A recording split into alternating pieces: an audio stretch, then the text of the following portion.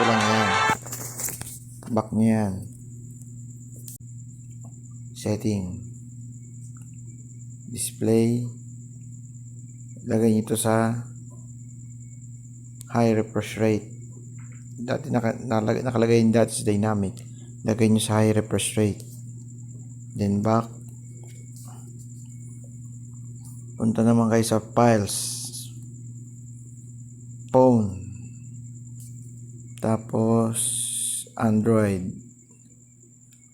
Data.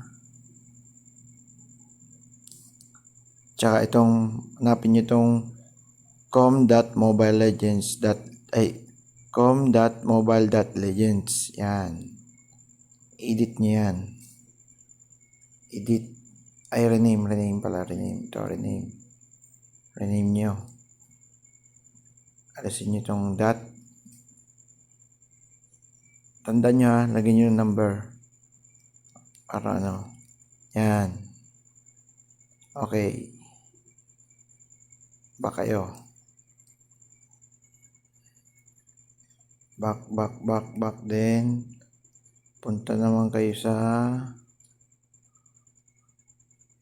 setting uli. Setting. Tapos, punta kayo ng apps. Ito, apps to. Tapos, apps uli.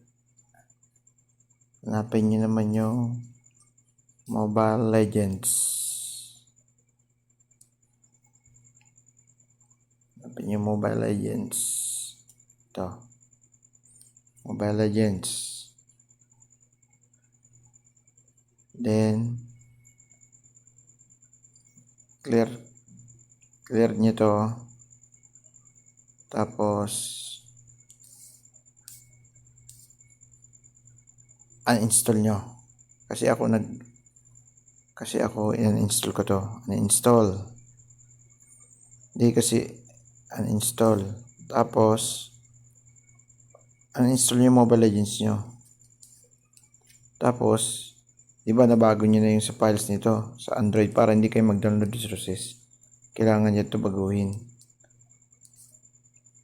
Itong Android na to. Yan, kailangan nyo baguhin yan para hindi na kayo mag-download ng Android resources. Tapos, download kayo ng Mobile Legends. Ulit. Kasi, naka-ano na yan. Nandito na yan sa display niya. Display. Sa high refresh rate. 120 Hz.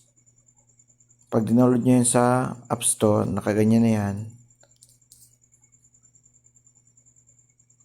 Download nyo ulit ang Mobile Legends. Ang ibibigay sa inyong apps ng Play Store ay pang 120 Hz na. Meron na yung super refresh rate.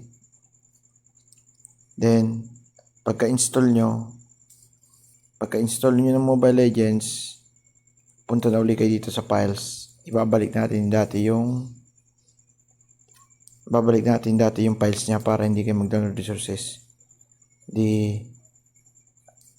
Puntang files, phone, tapos Android ulit.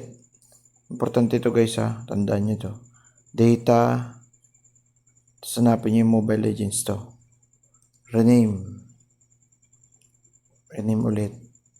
Tapos alisin nyo ulit. Balik nyo sa dati to. Erase. Balik nyo sa dati. Dot. Ganyan na ganyan guys ha. Okay. Yun. Kahit nag-install kayo ng Mobile Legends, hindi ma-delete yung files niya. Open nyo. Meron na yan. High refresh rate.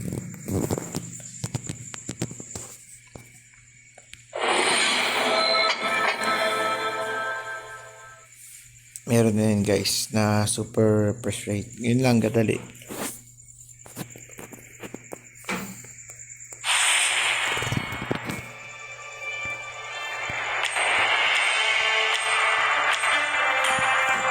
Yan o.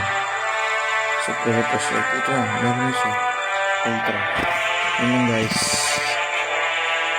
Thank you.